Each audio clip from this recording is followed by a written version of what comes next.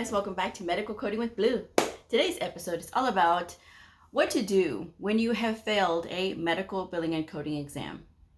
If you're brand new to my channel, welcome. I am Blue. I'm a medical coder. Okay, guys. So if you have unfortunately failed your medical coding exam, medical billing and coding exam, this is some of the things that you should do to reset yourself and to get yourself back on track. Because your goal is obviously to pass the certification exam. Now, these certification exams are very difficult. So don't beat yourself up too bad if you have been studying and you know you've been studying, but you didn't pass on the first try.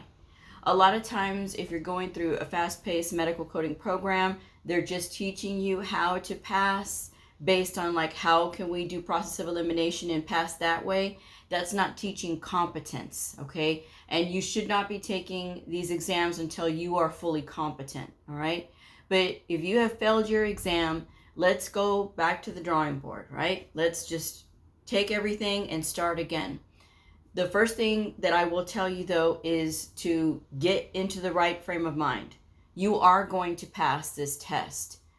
Don't tell yourself, oh, I'm just not a good test taker, because that's just garbage. That's garbage talking, and that is literally excuses, okay? You absolutely can pass a test. We just need to get you on track and studying the correct way so that you can pass. I've had people that commented, this one lady, she said she commented and she said that she had failed the CPC exam 5 times and now she's going to sit for the CRC. Well, you can still fail the CRC even if you failed all those tests, because she says, well, I just want to concentrate on one book at a time. If you're not studying correctly, you can still fail, okay? So let's get into the right frame of mind. We need to quit thinking that, oh, we failed this one, let's just take an easier one. There is no easier one. Medical billing and coding is hard. These codes, they cover everything. Every condition known to mankind, right? It's covering everything. So it's not easy. We have to know what doctors know, while never having gone to medical school. Not to scare you, to prepare you, okay? So we need to get into the right headspace. Next, we need to come up with a date, and we need to set that date and put it on a note card and put it where we can see it. When are we going to take the test again? If you are saying, I'm going to take it again next month, absolutely not. That's where you're going wrong. That's where, if you want to fail it again, you will take it in again in just 1 month, okay? Now, if there is a time limit on your voucher, that's something different. But if you have a choice and you have to pay to take the test again, we need to set it for at least 3 months from the date that you have failed it, okay? 3 months, 90 days, because if you are trying to hurry up and take it again, you're not learning what you need to learn. And even if you failed by just a couple of points, it doesn't necessarily mean that you're going to be prepared the next time, okay? Because there are different tests that get, put to the people, right? Because they change the test every single time, and they do this so that you're not trying to like cheat your way into passing, okay? So just be prepared. Those questions may not look the same, or they may be in different order, or whatever the case may be. But with that said, you want to make sure that you're giving yourself ample time to study again. And we need to quit complaining that I don't understand this, I don't understand that. When we set that date from 90 days from the date that you failed, right? We know that we have a date that we need to take our test by, okay? And it's that date that we're looking at. You need to have something, because if you don't give yourself a date, your brain is not going to give this the urgency, and you're not going to build that discipline that you need in order to get to studying like you're supposed to. Oh, I could just wait another month. Oh, I'll wait another month. Oh, I'll wait another month. No, we need to get a date in mind so that we can keep our dream and our goal on track, okay? This is what I'm telling you. This is how you get that date on track. So get those 90 days up there. Get that calendar, get a note card, and write that date. That's the date you should be taking your test, or around that week or so, okay?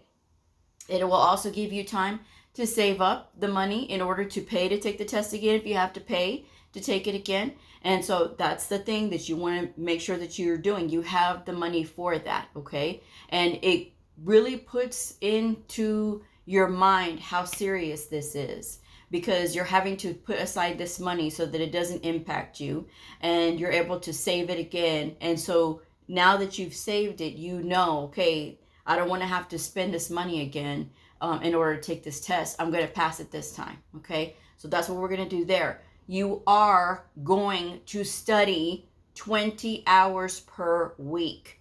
20 hours per week is absolutely attainable, because when we look at all the time we waste doing stupid things like looking on TikTok or scrolling through Instagram or Facebook or Snapchat or whatever the heck is people looking at today, okay? I don't know.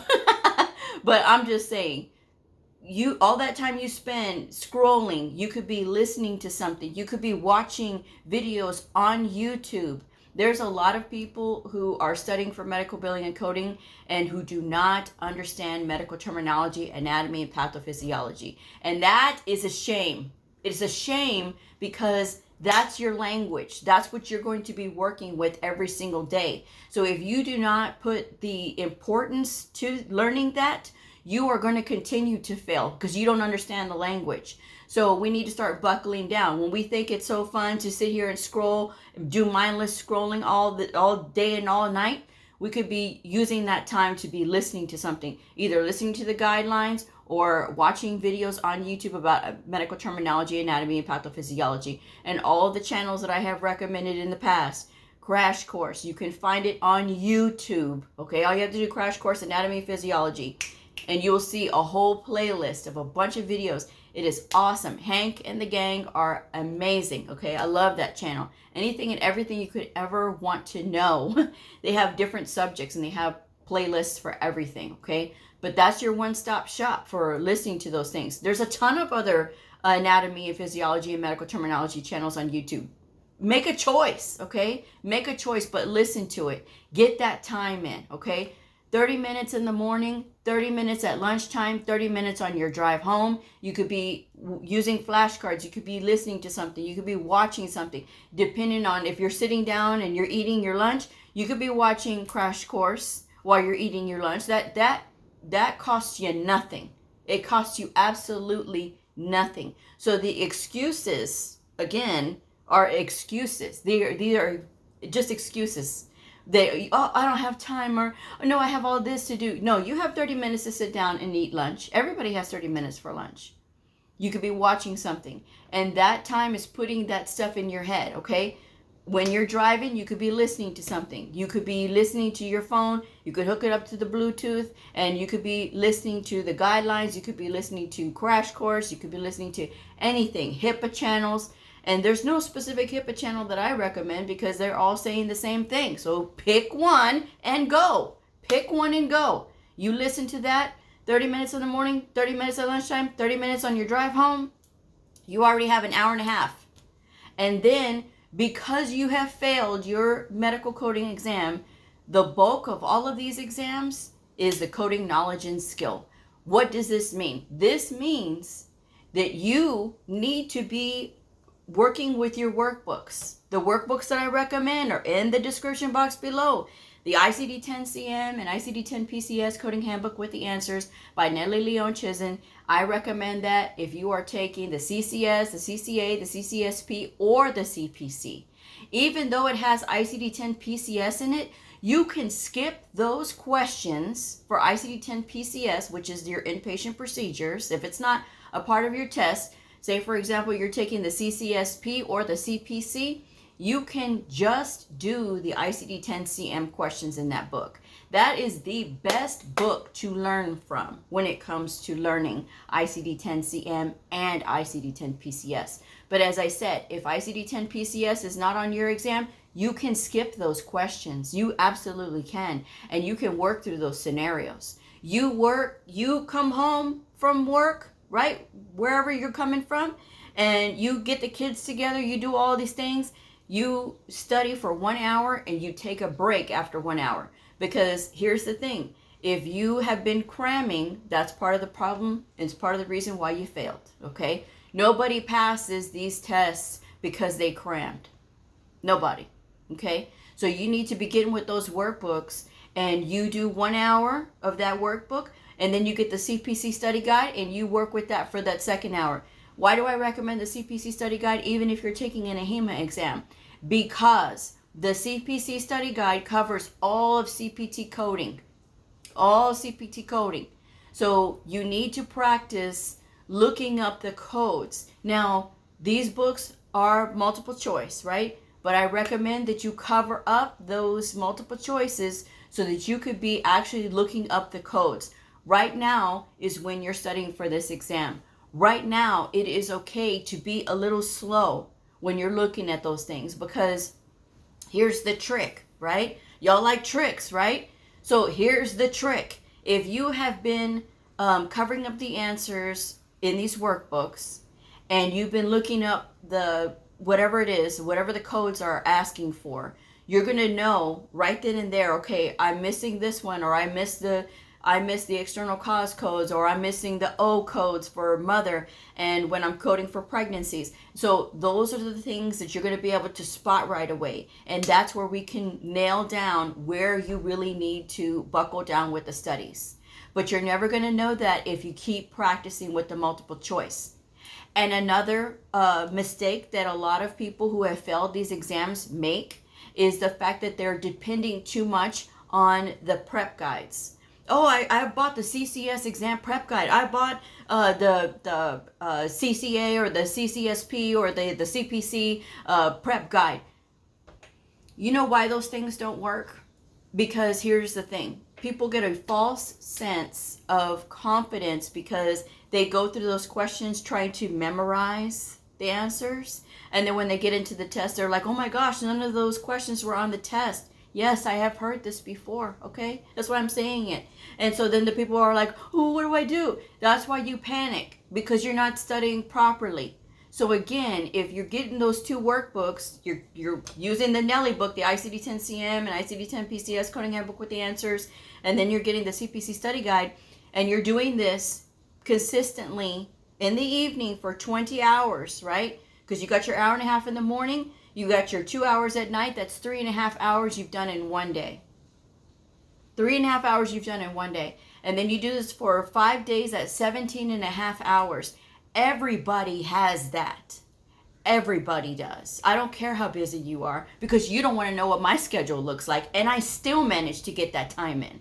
Okay? So that's the thing. If I can do it, you can do it. You absolutely can do it. And do not make a comment, oh, I don't need motivation. I need you to show me. No. This is the thing that y'all can learn from the book. Okay, you have to sit there and you have to look at the question, and you got to go and you've got to look it up in the book, and that's how you start to work that, and that's how you start to get more competent. Okay, so that's what you're going to be doing. And then the 17.5 hours during the week, you got the 2.5 hours on a Saturday or Sunday, and you have the rest of the time to yourself to do whatever, sleep, hang out with the kids, whatever you want to do. But that's how easy it is when you start getting yourself on that schedule consistently. The kids, they bother you. Oh, you don't spend time with us. Well, then hold the flashcards then, because you're doing this for them, not just for yourself, but you're doing it for them too. So if they want to be a part of it, let them be a part of it. Let them hold the flashcards for you. Let them be a part of your journey. Okay? Don't leave them out, because that's what causes resentment in a lot of these households when somebody in the house is trying to do medical billing and coding, and then you have the rest of the family that says, oh, that's not good, or you can't make no money. Please, if you're not in our industry, please sit down, okay? Because you don't know. You clearly don't know, all right? But if you are trying to do this, everything that you're doing, everybody else around you is watching. And if you run from a little bit of adversity, which is failing this test, and all of a sudden you're questioning everything. If you run just that easily, everybody else around you, your kids, they're going to run too whenever they're faced with any kind of challenges. And this life gets tough, y'all. It gets tough, and it will beat you down if you do not stand up on your own 2 feet and get back into it. That's what you need to do in order to get back into it. And the other thing that I will say is this. which I should have said at the beginning.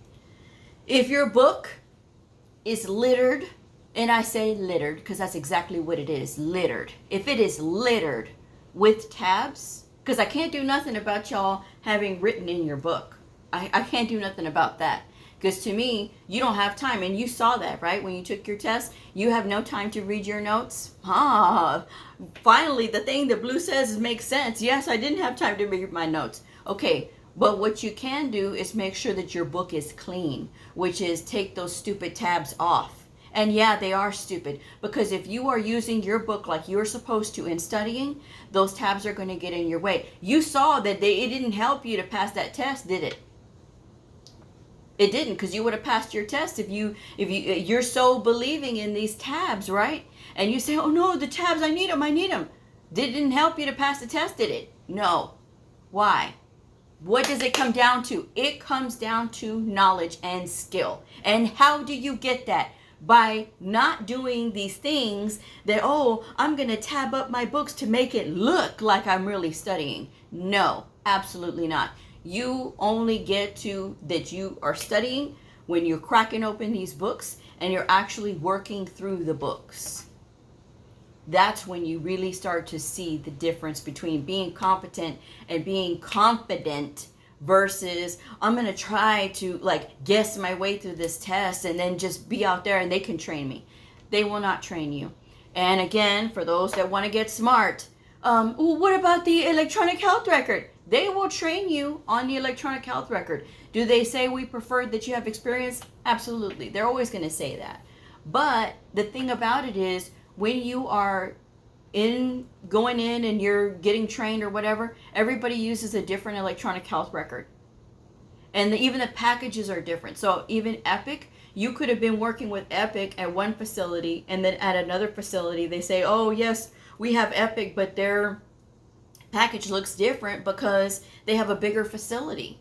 And so they have a different, oh, it's raining, so if y'all hear thunder, that's what it is. But that's the thing that you need to know. When you're going someplace, every electronic health record is going to look different, okay? So they will give you training on that. But what they will not train you on is how to code. And you have to remember that even though people who have experience for years and years and years, some of these people haven't worked in production coding in a while, or they haven't worked for a certain specialty, so they don't really know. So that's why I say even new coders coming in can be just as powerful as somebody that is a veteran because of their knowledge that they're coming in with. Okay, because you're new, you have this new knowledge, you have no bad habits, no bad skills that you've picked up along the way. You know everything that is new and current. So again, that's something that you should feel proud of yourself for, that okay, you have this new knowledge and it is the most current. But again, how do you get there? You get there by putting the time in, okay? Stripping your books of any unnecessary tabs, okay? Because you don't need them. And if you think that I'm going to write all these notes in there, you write too many notes and you're taking an AHIMA exam, the Pearson VUE people can stop you from going in, because they are supposed to inspect those books. And they are supposed to say, you know what, you have too much writing, if you have too much writing. Now, according to the AHIMA website and the candidate hand guides for these exams, it does say a little bit of writing is okay. But when you have writing all over and highlighting and all this and all that, it looks like you're trying to cheat.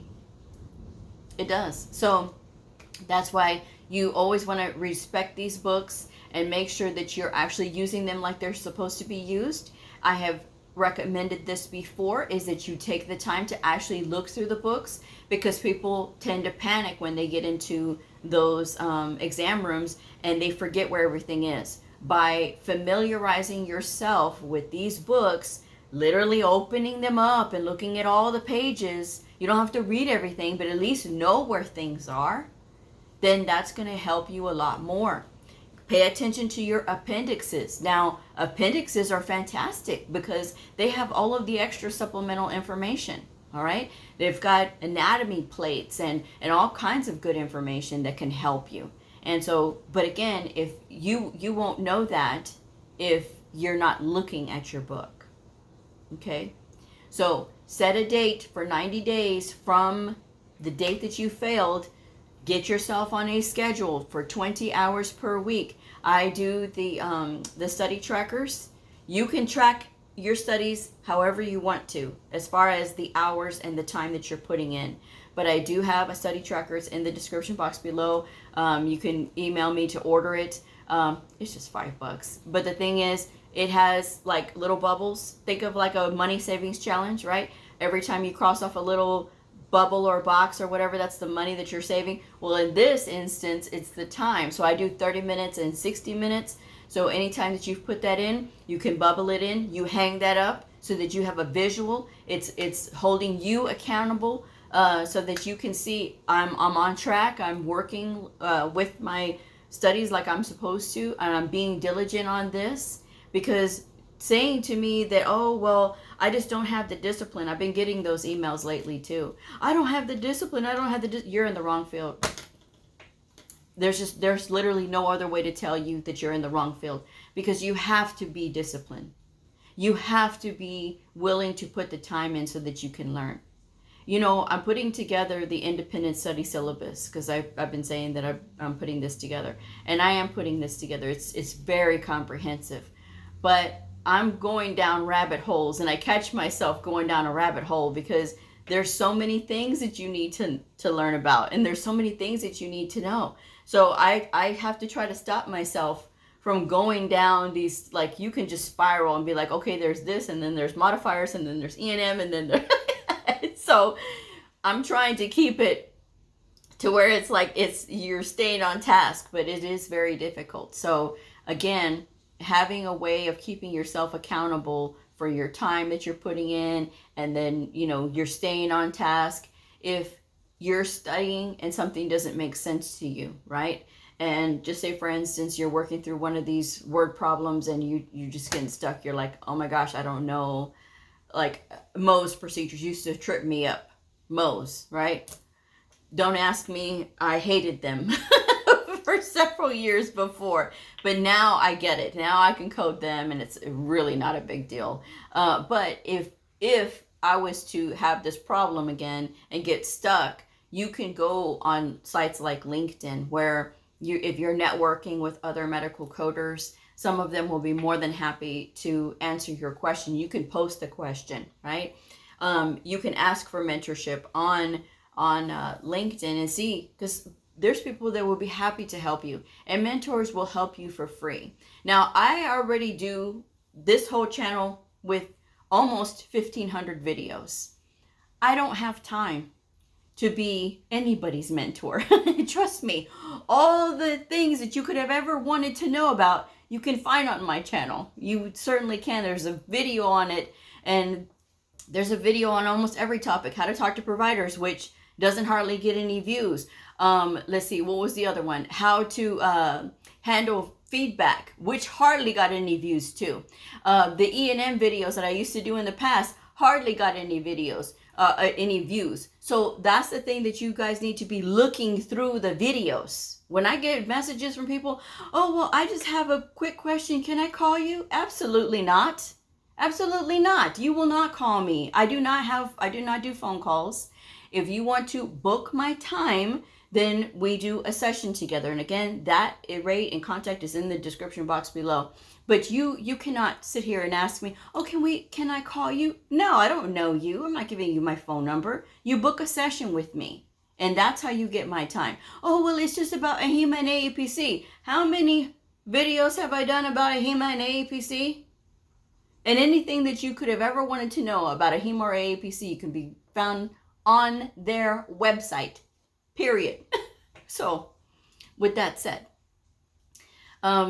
failing your test is hard, and having to study again is a disappointment, but it is not the end of the world. There's a lot of people that have to take the test again a couple times before they pass. But again, you need to look at what you're doing. You need to pay attention to the times that you're studying, because if you're not studying, you're not going to pass. If you're not putting in 20 hours per week, you are not going to pass. If you've only putting in 5 or 10 hours, you're never going to learn what you need to learn in order to get your speed, because speed comes with time. Speed comes with actually working with the codes and covering up the answers and looking things up.